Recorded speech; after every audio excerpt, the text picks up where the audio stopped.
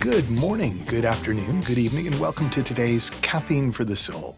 And I want to begin this week's episode with one of my favorite questions that I first heard from my mentor, Mavis Karn. And I want you to just consider your answer to this question. When's the last time you felt the way you wish you could feel all the time? When's the last time you felt the way you wish you could feel all the time? And when I asked myself that question this morning, the first moment that came to mind was from a training that I did last year. And the training was going really well, and I was walking through a park across the road from the hotel where I was teaching. And I don't know if this ever happens to you, but I was overcome by peace. It was like I was overwhelmed by a wave of nice feeling, of just utter freedom and presence, and it was literally breathtaking. I was kind of struck dumb. I was dumbstruck, and in the quiet, for whatever reason, it became really obvious to me how much pressure I'd been putting on myself to get somewhere in my life, and to get somewhere in this training, and all that pressure did was make where I was and how things were not okay. Didn't really get me anywhere else quicker. It just kind of made where I was less fun. And so in this really lovely feeling, in this really quiet space, all these other memories came up of other times where I'd felt this kind of pure, expansive well-being. And so, I remembered there's this time as a teenager, and I was sitting in the basement of my parents' house, and I was, most of you know my backstory. I was a depressed, suicidal teen, and I'd pretty much given up the will to live. And I just thought, I am just going to sit here until something happens, good or bad. And in sitting there, I was graced by such a nice feeling that I couldn't even remember why I had wanted to die. I had a similar experience, completely different context, when my son Oliver was born. And I'd been kind of really worried. I was just starting out as an actor, and I wasn't really making very much money. And the idea of being a parent and having to, and so I had all these fears and insecurities, and I remember he was born, and they handed him to me because they needed to give my wife some medicine. And I looked into his eyes, and all of that fear and insecurity dissolved instantly. And I just experienced pure, unadulterated love.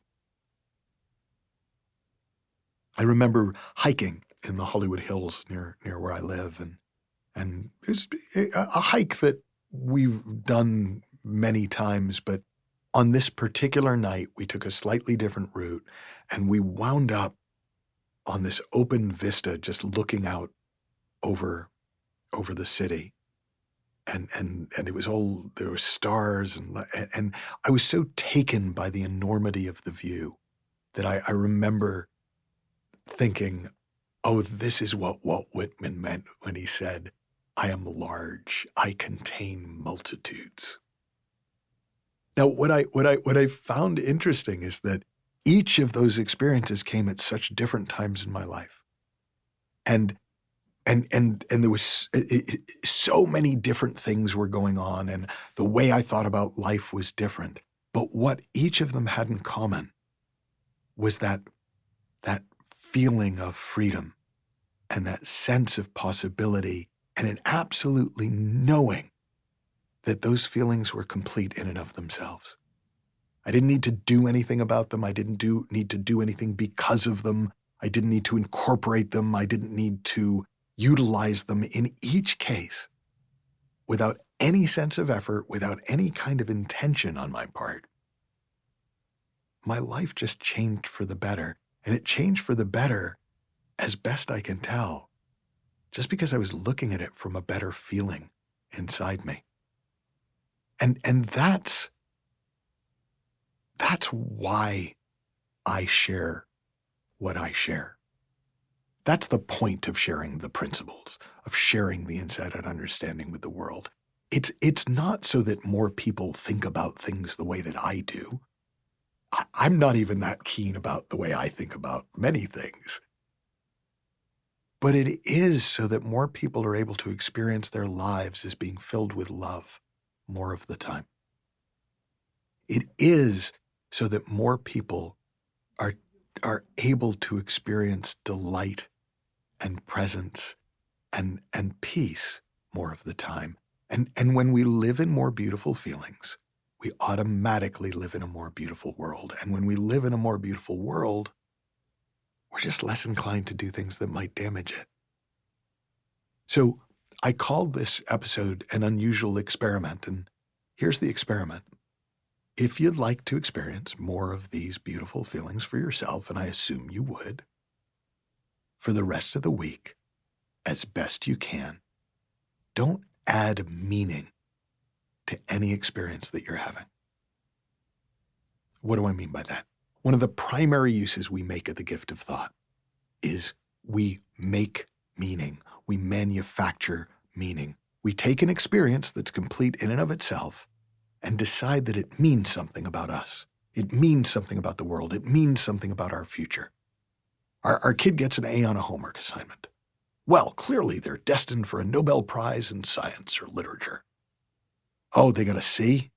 Oh, they're going to end up homeless under a bridge pushing a shopping cart. I'm in a bad mood. It must mean my boss is an idiot. It must mean my marriage is a sham. It must mean the world's going to hell. Oh, I can't stop thinking about that crummy thing that happened earlier today. That must be because it's super important. That must mean that it needs to be addressed immediately. I still haven't gotten that thing done that I said I was going to get done. Oh, God. That's more evidence, if anyone even needed more evidence, that I need to become more disciplined and I need to suck less as a human being. Right? We're continually making our experience mean stuff. But what if you didn't? What if you just experienced whatever you're experiencing without making up a story, which is another way of saying adding meaning, without making up a story about what it means about you, what it means about your future, what it means about the world around you? Now, that's different to how I used to play with this. So for many years, I'd work really hard to reframe the meaning of events so that I could see them in a more positive light. And I was always trying to find the positive meaning for anything that happened. But as I've seen how life works, how thought works, how we live in the feeling of our thinking, the experience of our thoughts, I've also found it easier to let life be meaningless more of the time. And when I say I let life be meaningless, I don't mean I experience existential angst, like what's it all about? It's just I find that when I don't add layers of meaning to my experience, or if I do, but I don't take what I made up seriously, I get to just enjoy the moment-to-moment adventure of my life instead of needing to control the outcome. And if you haven't noticed, trying to control the outcome is inherently high pressure and high stress. And when I don't have to do that, I can just show up and be myself and see what happens. So any good experiment is based on a hypothesis. Here's the hypothesis behind this unusual experiment. When we add meaning to our experience becomes diluted, and our sense that we need to control our experience gets stronger. When we don't make everything so meaningful by adding meaning to it, we're free to just have fun, learn heaps, and enjoy exploring the full range of what's on offer in our world. So if you want to explore these feelings more and how you can share these feelings with the world, I invite you to check out our upcoming program, Sharing the Feeling. It's a 9-month teacher training in the Inside Out Understanding. And if you want to join us, you can learn more at michaelneill.org/sharing the feeling. But for this week, I encourage you to just stay with this experiment. Have whatever experience you're having and just don't add the meaning and see what happens. Have fun, learn heaps, happy exploring, and I'll talk with you soon.